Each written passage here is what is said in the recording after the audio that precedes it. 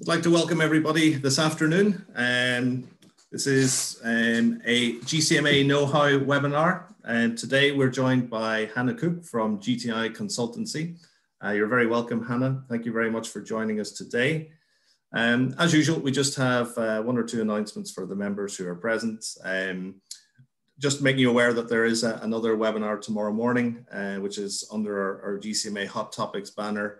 And that's done by Shield Safety Group, and it's really about how to reopen the golf clubs safely after lockdown. Some tips on what may have been forgotten, what may have been overlooked while we've been concentrating so much on COVID, plus the COVID situation as well. So that should be worth joining in. That's 9:30 in the morning.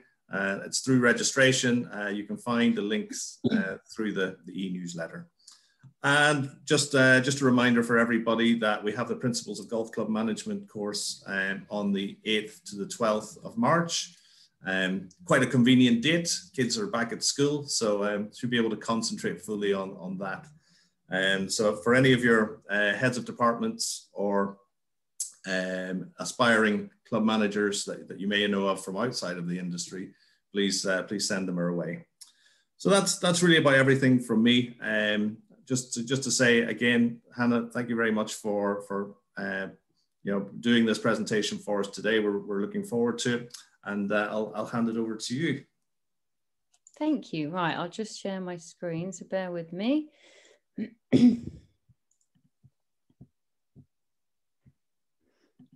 give me 2 moments, everyone.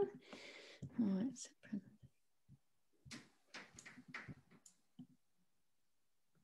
Okay. It's always the moment of truth, isn't it? It's like taking your baking out of the right. oven. Can you see my screen now? Yes. Great. Okay. So yeah, thank you for that introduction, Gavin. So welcome everyone to this new member acquisition plan. What we've done is we've split it into 3 parts. So the first section, I'll give a brief introduction about myself. We'll look at key components of a marketing acquisition plan, and then we'll look at calculating budget and targets, and really looking at true customer value and correct return on investment.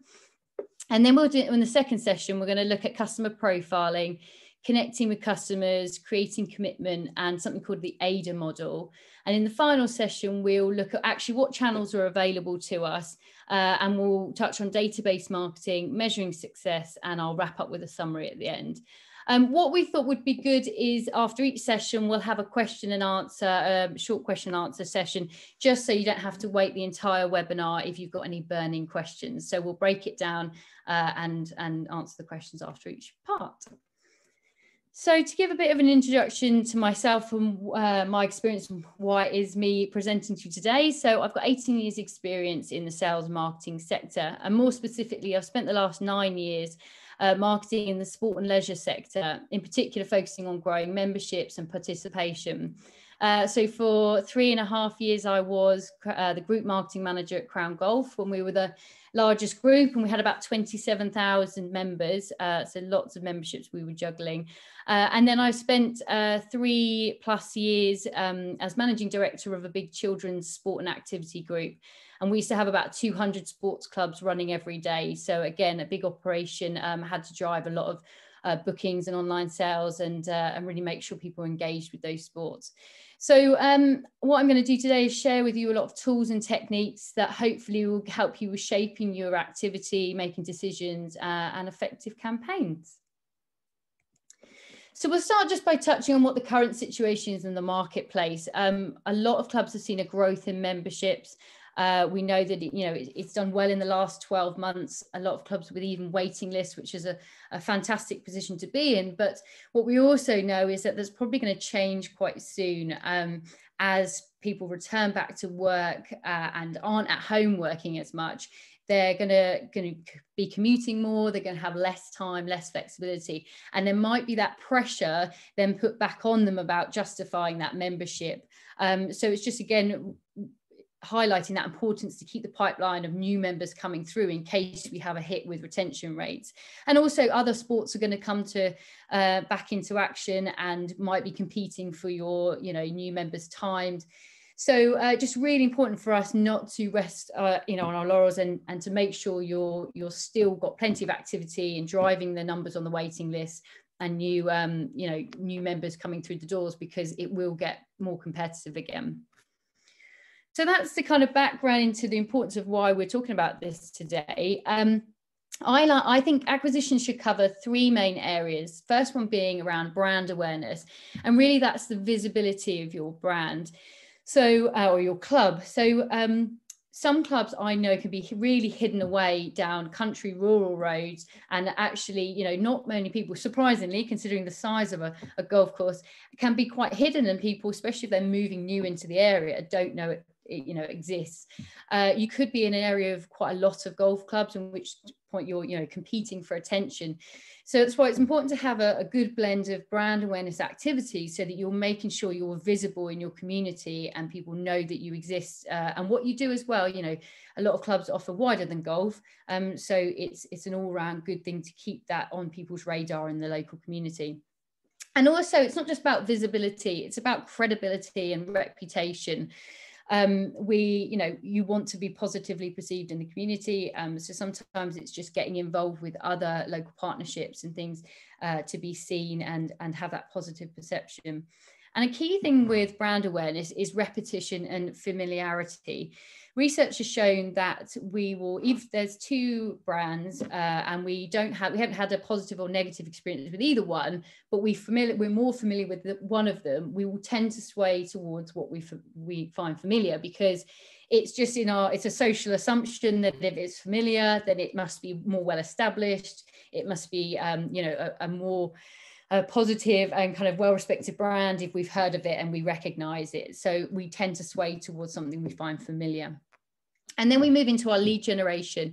And this is where we actually start taking the next level up from brand awareness, where we're starting to want to open up lines of communication. It tends to be around data capture, connecting deeper on a deeper level with interests, desires and needs. And really probably driving people to either pick up the phone or visit your website and have a look at what it is you offer at your club. And then once we've done that lead generation and we've generated all that new contacts, it's then saying, how are we utilizing that marketing and that database marketing? And you want to be segmenting properly. You want to have a good frequent communication and engagement plan and upsell plan. And then naturally those three should lead to new members, which you then have your retention plans. So how much should you be spending on marketing? It's a key question that actually some people struggle with. And what I've put together here is a slide of talking about to give you some key points and ways to look at it. So the first one is that most businesses have a marketing budget of 2 to 10% of their total revenue. So that's for the whole year. So if you are less than this or over that, then I would suggest you kind of definitely review your spending in that area. But somewhere between 2 and 10% for the year is the right sort of scale that we should be looking at. So if we want to look at campaign budgeting, how much we should be spending on a specific campaign, the best way to look at it, or I've found, is to work backwards. So if we look at this right-hand side column, there, I might say to myself, now I've used example numbers here, but what you can do is take this model and you play around with the conversion rates and the targets that you want to set. And so that you, for example, I've set it at £1,000 per member is the value of a membership. It might be 500, it might be 750, it could be 1,500. So this, but at least you've got a model here that you can put the numbers in and start to work backwards. So if we start at the top, if I wanted 50 new memberships and they're worth £1,000 each, we know that there's a revenue target of 50,000. And to get 50 new members, I need to first start with maybe a club tour. So if I look at how well I convert them, I might say, well, actually, I'm 50% effective at getting people from a tour to become a member. So then I want 100 tours booked. And then I work backwards from that and I say, okay, to get 100 tours, How many inquiries do I need? Okay, well, I'm really good at converting inquiries. So let's say I get 80% of people that I talk to, I can get onto a tour. Then I would look at having 125 inquiries. And then I go back another step and I say, okay, if I want 125 inquiries, how many website visits do I need? So that's where all websites will vary depending on the quality of your site, how well it's structured and built, and the writing and content. But most will be somewhere between sort of 2 and 5%. I've gone with a sort of optimistic 5% here. So if that's 5%, we need website visits of about 2,500 if we want to generate 125 inquiries. So then I say, well, how much does that equate into spending? 2,500, you might be looking at, say, around £2 per website visit.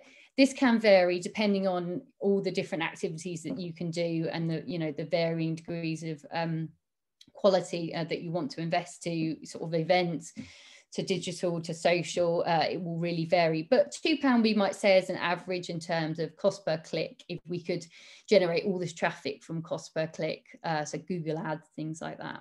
And that then would work back to a £5,000 budget. So that gives us a really good starting point to say, okay, this campaign, I want to generate £50,000 worth of revenue.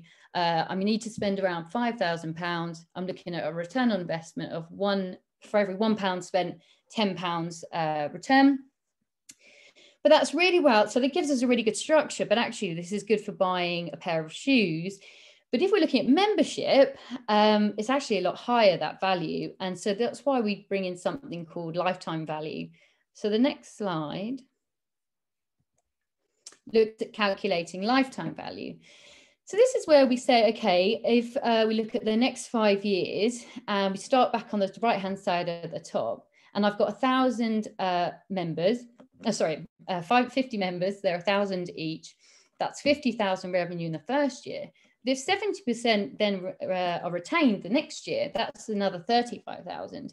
And if they're then retained again for the next year, that's another 25, and so forth, another 18 and 13. And suddenly that campaign value has gone from 50 to 141,000. And that's not even taking into consideration rises in membership fees, additional spending they're going to do in the bars, maybe events, birthdays, and also the referrals they're going to give you of other members. So suddenly our campaign spend of 5,000 looks even more appealing, because actually our return on investment is more like 1 to 28, because you're getting that 141,000 over the next 5 years. So when you're looking at it, it just helps to kind of make it a little bit more digestible in kind of justifying that spend and how much you want to invest into getting members. Because sometimes it can be a really short term view to just look at your immediate members and that 1 year revenue. Okay. So that gives us a summary starting point. So we would start the campaign by saying, okay, we know what we want to achieve. We want 50 new members. We want a revenue the first year of 50,000, and we're looking at a 5-year value of 141,000. We're going to look to spend somewhere around the region of 5,000. Our return on investment is going to be 1 to 28. We know that we want around 100 tours, 125 inquiries, and 2,500 website visits. So that gives us a really good snapshot to then kick off into, right, what's our messaging, who are we targeting, and what activities. So that brings us to the end of that sort of first bite-sized section, getting set up for a campaign. Do we want to, is there any questions at this point that, I don't know if any came in on the chat? I don't see any at the moment, Hannah, so I guess you just carry on. No, yeah, if no one's jumping in, then I will carry on. So our next session, we're going to start by looking at customer profiling. So I used to find that actually there's probably 3 ways that we can, I mean, there's lots of different criteria that we can segment up golfers, but there's probably 3 key sort of sections. So golfer type, I'm not going to go into all these, the different categories. You know them all better than I do. You're dealing with it day in, day out. But we've got our sort of 5-7 day member. Is it, they're off peak, on peak, junior, couple, veteran group? Or are we looking more at experience? So you might be wanting to target the newer golfer. Are they a beginner? Are you wanting to get a fresh, a fresh batch of golfers into the club? Then you might go with a messaging that suits more of the beginner, new golfer. So golf can be quite intimidating if it's a challenging course. So you might use language like challenging course for the more experienced competitive golfer. Whereas actually, if you're wanting to attract a more inexperienced golfer, you might want to tone down, and talk about that sort of more well-rounded course rather than a really sort of harsh, challenging course. And also, but you might be just going after that real mid-range golfer that's, casual, haven't yet made that jump to membership, but are playing enough that they're on that sort of tipping point, just got to tip them over and convince them of the extra benefits they're going to get from being a member rather than a casual player. And then the third section is about lifestyle and affluence. So here, every club, and from my experience, the clubs are so different. They all have their own culture and, their own sort of feel and atmosphere. And it is important that you connect with the customers that are going to connect with your atmosphere. So if you're looking for golfers that are going to go high end, they want that fine dining experience, they want the best wines, then you're going to use the language that's going to resonate with that sort of audience. But if actually you're looking for a more social, maybe you're looking for the kind of people that want to go for afternoon golf drinks, or a little bit more relaxed social coffee mornings, then it's going to affect the language and the imagery that you're going to use in your advertising and your marketing, because that's going to give quite a powerful message about the culture at your club and the feel and the atmosphere that you're going to portray. So what I then put together is, first we're going to touch on Maslow's hierarchy of needs. So a lot of you might have come across this. It's a very common model, but it's really important, and it's good to connect with this when we're talking about the language that we want to use in our campaigns and the angles and the hooks that are really going to convert people from your casual golfer into your membership golfer. So Maslow talks about our different levels of needs, the basic ones being around safety, food, sleep, those sort of basic needs. And then we move into our higher, more deeper needs, which is about belongingness, friendship, status, feeling of accomplishment, fulfillment, creative outlet. And this is where golf is so powerful, because it's one of those sports that combines all of that so well. Even the fact that with the clubs having the badge, you really feel that sort of tribalism, that belonging, that part of a club, you're part of something, and that's an innate human need that we enjoy and we need, and we should be tapping into when we're selling the memberships. And also, you're creating those opportunities, those social opportunities, as well as the sporting side that is, it's a measurable sport. It's a great sport in being able to track towards a goal, because we've got scorecards and handicaps. You can see yourself progressing, and we talk about here about fulfilling your true potential. It's a great sport for that, because it allows for plenty. I think that's why lots of people get that enjoyment from it, so that you can progress and it's measurable. So what I have done is put another slide together for you, where there's really two elements when we're selling into a member. There's the reasons why they're into golf, and those are those really deep messages that you can sort of connect with. And then there's the why your golf club that they should choose. So why golf? We talked about the bonding and the social side. That really, that's such a core underpinning foundation of golf. It is that social bonding side. It's a great sport for that, because it's as you're going around the course, it's a little, it's slower, so it allows for the sort of talking time. So great bonding tool. The membership, we talked about that belongingness, club clothing, that sort of uniform feeling that actually we're a part of something. Outside exercise, so there is all the health benefits. It makes you feel good, fresh air, being healthy. It's competitive. It's a competitive sport that gives you the opportunity to win and to progress. And that, because it's got such different categories of competition, it allows you to compete within your, region without you feeling like you're, out of your depth. And so also measurable. It's a great sport for being able to have a scoring system and see your progress. A sport like football, whereas you'll get one score as a whole team, You know, it doesn't give a really measurable tracking progress for your skills. Whereas the good thing about golf is that you obviously have the ability to see how each part of your game is improving and tracking. And it's a low impact sport. So we know that a lot of people switch to golf when they, you know, want lower risk of injury, you know, and a lower intensity sport so that they can enjoy it without maybe risking getting an injury. So then we start to look at the messages around why your golf club. You know, you'll all be really familiar with these, using them a lot. The course, the clubhouse, the social calendar, the facilities, the golf pro, price, location, all classic things that people can tend to lead with. But I think what's really important is those things on the right only matter when they're put in the context of the things on the left. So the reason that the social calendar is so important in the member events is because you are creating opportunities to create that belongingness. So it's not the element of just putting on event. Those events have really got to have a purpose of bringing together the members and creating a really close-knit community feel in the club. So the reason I put this down is because, as you can see, there is a lot of information there. And when we are marketing and communicating, not all channels are going to give you the opportunity to say all of that at once. So it's really important that depending on the group that you're communicating with, you're pulling out maybe 1, 2, 3 of those points and at least have one lead message that is what you want people to take away with each communication.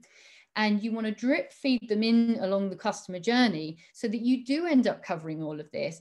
But what you don't want to be doing is sticking all of it, and I see it quite a lot, all of this onto one flyer. You know, you cram as much information all in one go onto the flyer, and it becomes a little bit overwhelming.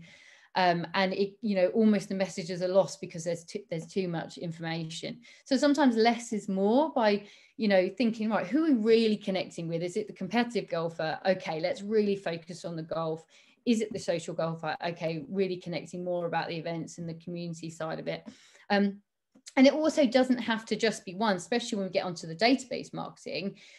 It's really important to, you know, to have a balance of these messages. So one time you might be leading with the social side, the next time you might be leading with the events and the course, one might be with the, you know, the pro offering. So it's really important to get a good, well-rounded communication balance. So there's a tool called AIDA, which is a really good sort of almost checkpoint auditing tool when you put anything together as a communication. And AIDA stands for attention, interest, desire, and action.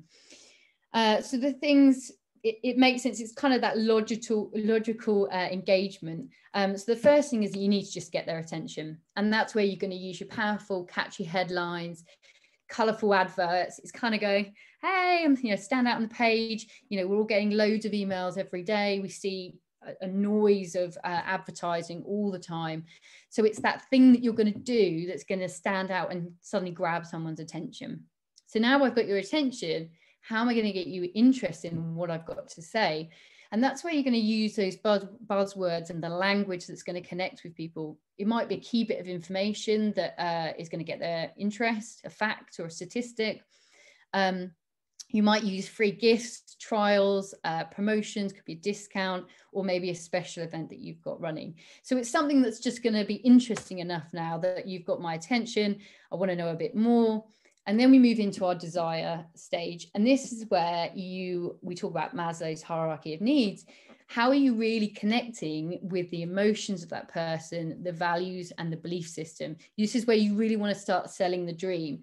And I think a really cool technique is to try and use language and terminology that helps someone visualize them being a member and helps them picture, gosh, yeah, you know, you start to get their imagination going and they can picture themselves being a member at that club and how great it's going to be and how they're going to enjoy it and all the great feelings they're going to get. So using the right language, you can start to evoke those sorts of feelings.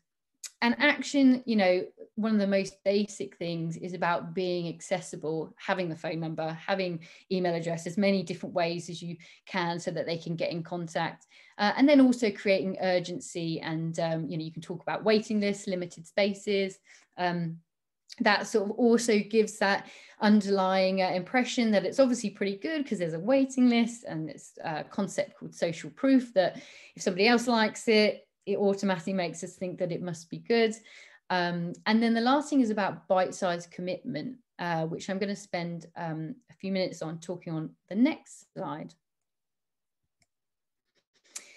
So commitment, a little bit of a witty slide there for you. But actually, sometimes if we think about selling as a little bit like dating, it's easier to ease someone into a decision-making process and a commitment. So rather going full in and making our whole campaign, a marketing campaign about be a member, be a member, be a member, which actually that can be quite a jump for someone. And if they're not thinking about membership, then actually that you've already cut off their attention because they've already decided, no, I don't want to be a member. But if you break this down into the steps, we talked about the tour, we talked about just a phone call, maybe just, popping in and having a look around. You starting to break that commitment down a little bit, and suddenly it's not such a big decision that they've got to make up front. And so that's why you might want to focus your initial messaging and advertising on actually just coming, visiting, having a free round of golf, having a chat with yourselves or membership manager. So it's about us just breaking it down and making it feel less intimidating, because sometimes when we go full in with membership and it's 12 months and can sort of put people off because it's too much commitment. But actually, if you just start it early and break it down, you've got a much better conversion rate. And that brings us to the end of our second section. Does anyone have any questions at this point? Yeah, I should have said, Hannah, we've got the shy group in today, so no questions at the moment. It's fine. It works well. I can carry on. So it works well. So final section. I hope I'm not talking too quickly. So but I will go on to the final. So brand awareness. I've put this up because it just makes me smile, because it's a little bit of a smart decision here. If you were just going to think completely logical, a typical marketer might say, right, we've got money for 2 posters and we're going to stick one at one end of the road and one at the other end of the road. That way we're going to capture both bits of footfall. Makes perfect sense. A lot of marketers would make that decision. It's going to cover more reach. But what they've decided here is they've done something a little bit smarter, where they've said, yeah, okay, we're putting them in the same place. They're going to cost the same amount of money, but it suddenly takes it from just being another poster on the wall to it's going to make you stop and sit. You take a minute to go, hang on, why am I seeing 2 posters? And it makes you have a little laugh to yourself. You see what they've done. And then we've got multiple things happening where actually we've now got a positive association with this brand logo because it's made you laugh. It's certainly made an impact. It's a little bit more memorable because it's made you laugh and it's different. So sometimes being brand awareness, this isn't a lead generation tool whatsoever, but it's just a really clever way of getting positive association and attention. And yeah, so I thought it was a really good example to open up with. But if we look at brand awareness and lead generation as a whole, I tend to fit them into 3 categories. Now, many of these are interchangeable. Local can be social or physical or digital. Social, we're talking about the platforms, very much digital. But I think if you look at them like these 3, it just makes sure that you're getting a really well-rounded blend of activities across your acquisition plan. Now, what I've done is stick up a few examples across all those categories. I know that recently there was a webinar on social, so I'm not going to go into huge amounts of depth into the social platforms, but obviously they're there. I think as an overarching technique, it's better to be on 1 or 2 and do them well and regularly, rather than to spread yourself thin across lots and lots of platforms and post 1 every few months. You're not really going to get an engaged audience on that sort of regularity. So it's more important to stay committed to maybe a couple of platforms that you've got enough resource to manage. So local, really important for a golf club where, you know, you're a key part of the community, you've got an opportunity, some have been around, you know, a long time, and it's a great opportunity to stay connected with the local events, local businesses. So fetes, you know, a great way to show that, you know, you're not a closed door club. Sometimes golf clubs can be perceived as being a bit sort of intimidating, big grand gates, you know, that maybe people, if they haven't been to your club before, don't know what they're going to be greeted with. Is there's that old classic movie scene where somebody walks into a bar and people might feel they're going to walk into a clubhouse, everyone's going to go silent. Who is this person that's just entered our club? So it's really, if you want to get people to feel, you know, not intimidating, it's you know, intimidated by your club, then it's really important to do visibility, you know, show yourself as visible in the community, and that you are welcoming. You know, they should be able to turn up and ask for a tour, or come down, and it's not a closed club. The other thing with local is there's local radio. TV used to be really exclusive to sort of big brands, but now there's so many local regional advertising going on that actually it's becoming a little bit more accessible for local and regional businesses.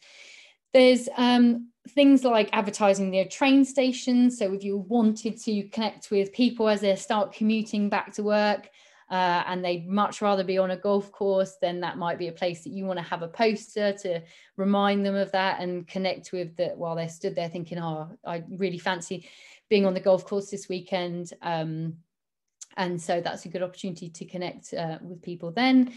And local press is another one. So you might have interesting articles, doesn't have to be paid advertising. You know, you can get into the local press with interesting or quirky stories. We used to have sometimes if a member or a staff had done something to raise money for the community, that quite often got covered in the local press.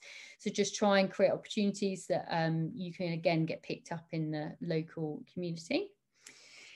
Social we've talked about, and then digital, there's an emerging amount of digital platforms and communities. So there's SEO, search engine optimizing. So it's just making sure that on Google, if people are searching, you know, golf clubs in Berkshire, that you're coming up on the list. There's paid advertising, so that you can pay to be coming up on other, you know, names or, you know, keywords that are more specific to your area and your club. You know, you might have people looking for golf membership in Newbury, in which case you would pick that term and you can have an advert specifically to that appear.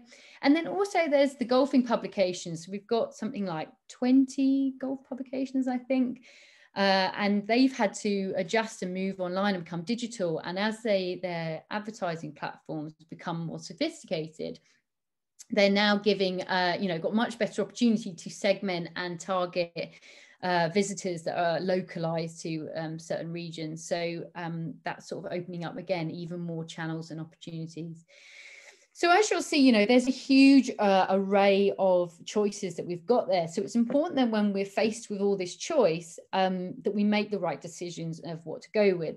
So my next slide, I've put together some of the key factors that you should be looking at in terms of making decisions. So the first one is price, or actually all of the costs. So if you're doing a door drop, you would want to make sure you factored in the design, the print, the delivery, any photography, all the costs that are going to be associated with it. Reach, how many people are you going to reach with your channel of advertising or marketing? Conversion rate, so do some calculations on what you would expect to get back. Obviously, some, you know, it varies wildly from different activities. Lead time, so if you're looking at door drop, that's could take a month to get organized, whereas digital adverts could be switched on in a matter of hours. So depending on the speed at which you want to hit the marketplace, that will influence your decision. Wastage, with all advertising, we tend to have a percentage of wastage. That's really important to weigh it up with the cost. So you might want to have really low wastage. And so it's a really targeted list. So for example, if I send a flyer to everyone in Berkshire, only a certain percentage are going to be golfers, the rest is what we class as wastage. But that doesn't mean, so don't be totally put off by something that has wastage. You just have to factor it into the cost. It doesn't mean, you know, every channel has an element of wastage.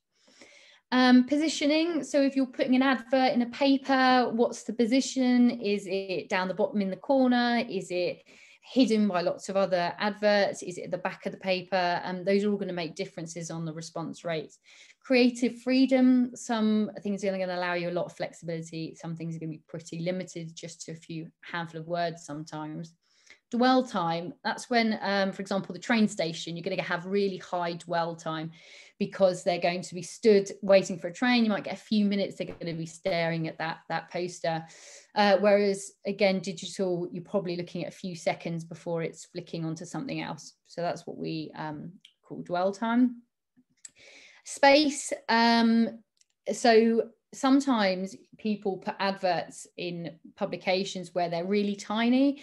I would question how much effectiveness, you know, that's going to generate you, because sometimes if you want the impact, you're almost better off spending the money and going for a half page or a full page, because if you've got pages and pages of tiny little adverts, the likelihood of you're standing out getting a response is going to be much, much lower.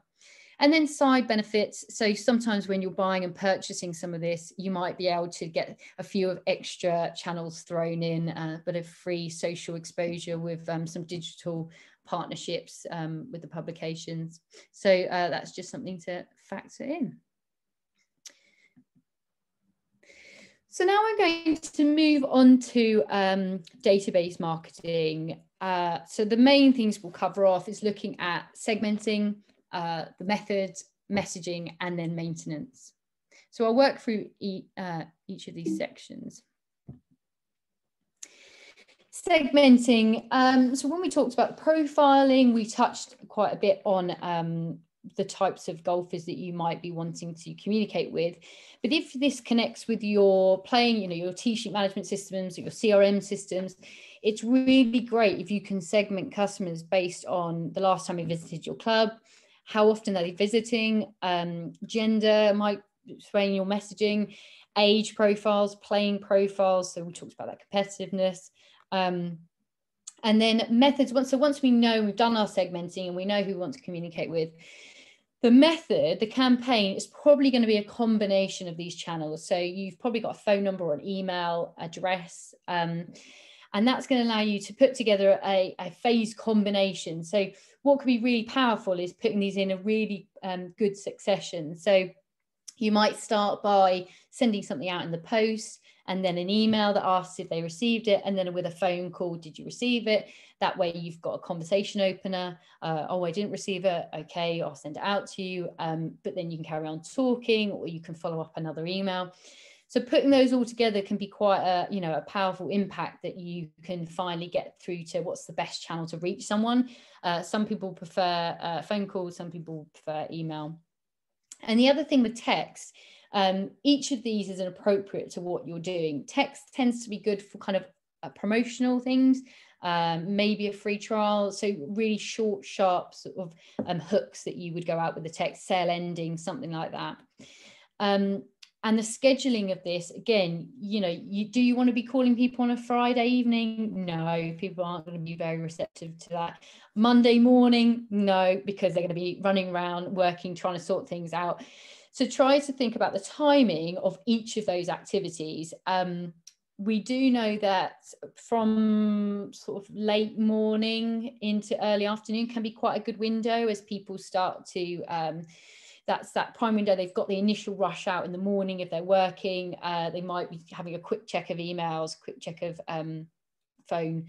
So that's quite a good window to send. And Tuesday, Wednesday, Thursday also tends to be better days for sending emails, more effective impact. And then we look at our messaging.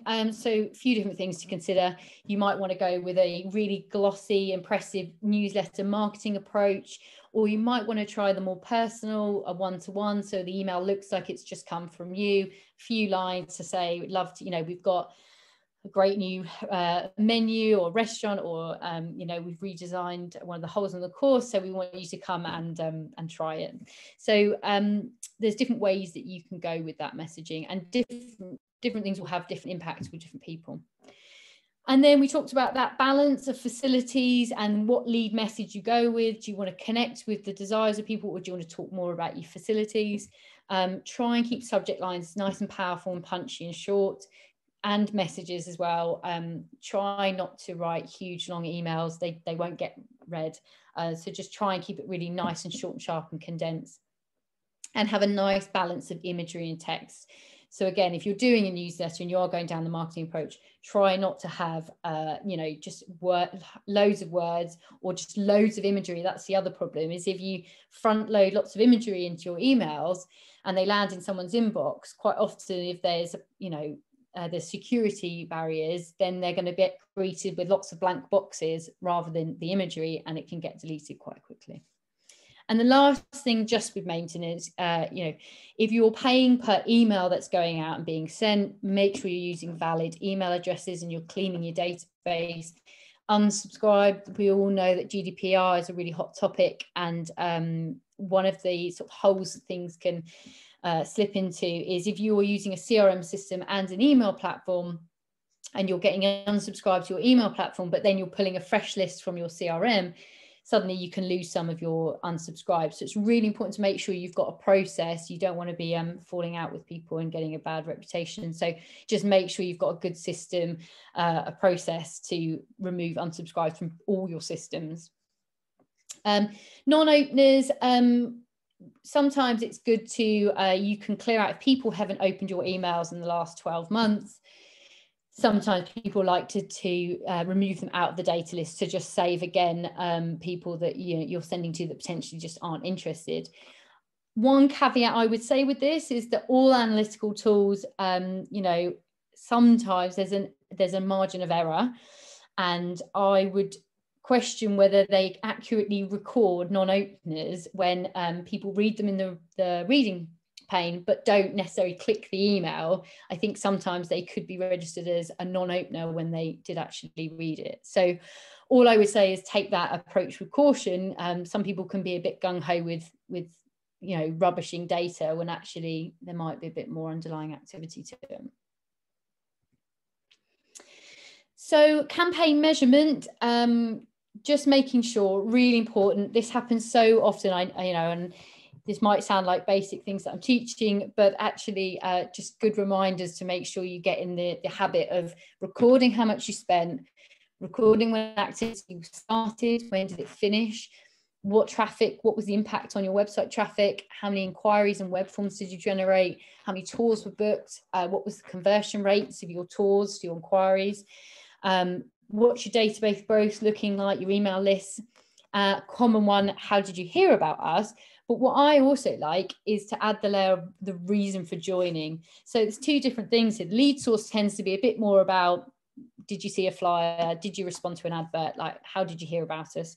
The reason for joining is more about that desire, that connection. That gives you a deeper insight into knowing why that golfer. Was it the fact that their friend is already a member, or was it the fact it's the course and the challenge, or is it about the social activity? So reason for joining is a nice little added element and level to understand your customer profile. So to wrap up, and just to remind you of what we've covered. When you're working out, you're calculating your budget and lifetime value, and work backwards so that and you can get a good point of where to start. Your acquisition plan should have you should cover three bases: awareness, data capture, and database marketing. Try to combine a balance of local, social, and digital activity. And when you're choosing, try to compare all your options instead of jumping in with the first one, or just sort of picking them individually instead of collectively as a plan. And we've given you those criteria to compare and contrast. Fifth, sell the dream. So make sure that, you know, instead of just listing what you've got, actually try and get the imagination going. Try to use emotive language that's going to get them to connect with, you know, the enjoyment they're going to get from being a member. Bite-sized commitment. Try not to go straight in with the big commitment and jumping straight into membership. Try to date them a little bit, and you know, maybe come down and talk more about the tour and the trying the course rather than just purely membership all the time. And measure your results. So thank you again. I hope you've enjoyed the session. Those are my contact details. I offer training in this area, and I support businesses if they do want hands-on kind of support with running campaigns. So it's something you want more information on, then there's my contact details. So if we've got any questions, this is a good opportunity. We do, Hannah. Okay. Yes. So I guess first of all, from Simon, really what we're trying to find out is, you know, this is obviously it's a lot of information, and it's quite theoretical. Do you have any examples from a campaign that you've run recently for any golf clubs? You don't have to name the golf club, but something where you've run a campaign and what was successful in that. So one really fascinating campaign that we did run was, and this was a bit of a different angle with it. So this is a classic example of where we didn't lead with the promotion. So usually when we would run our big spring campaigns, we would do the typical kind of, you'd get a month free, or we'd have different incentives and promotions. But at the time we were talking to a charity about getting golfers to donate old golf bags and clubs. And it was two sort of side conversations that were happening. And then we decided to say, well, actually, we're doing a really good project here for the charity, but it's a great opportunity to get press coverage and get interest in the clubs without us going with a really full-on salesy message. So we decided to actually to direct the money on the membership campaign towards, so the campaign was called Bag Amnesty. I don't know if people remember this. It was about, I think it was Tom will remember this. This, I think, was 2007, but it was a massive success in terms of we then led with we decided to invest into having a really fun, creative. It was a bag that was in a golf shed, looking very sorry for itself. Had spider webs on it because it was, you know, the golfer had neglected it and hadn't been taken out to play enough golf. So we my golf bag, I think, Hannah. Yeah, probably. And Tom, you probably remember this as well. So we then created this campaign, and we got people interested in coming and bringing their golf bags into that, and then we gave them a voucher to buy other equipment.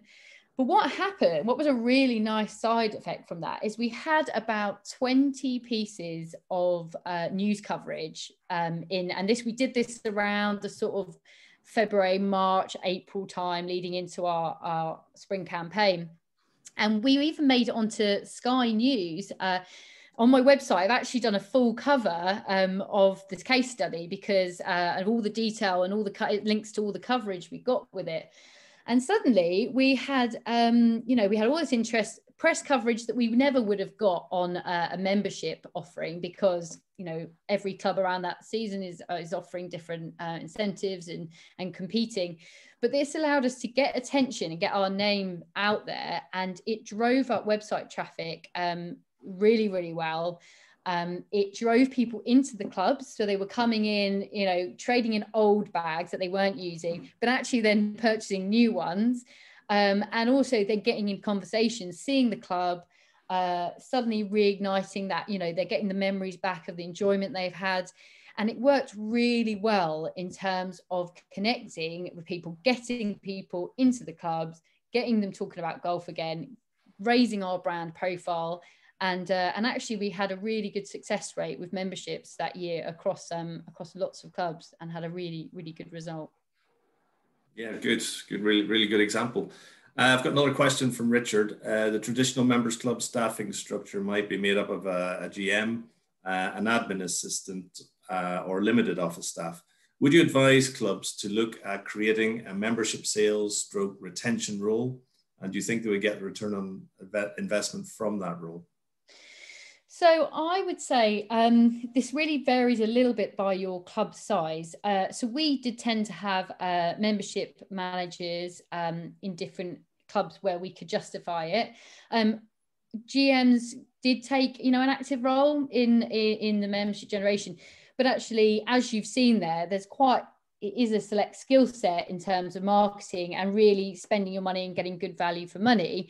And that's actually, and this isn't me just selling, but this is where clubs tend to use someone like myself, where you want to outsource a part. You don't need someone full-time, but you might need someone that's got the expertise to do it. So there are companies like myself and freelancers who will just part-time run campaigns for you. And it might be that you don't need them the rest of the year, but you only want someone to run a campaign from February to, through the spring and summer.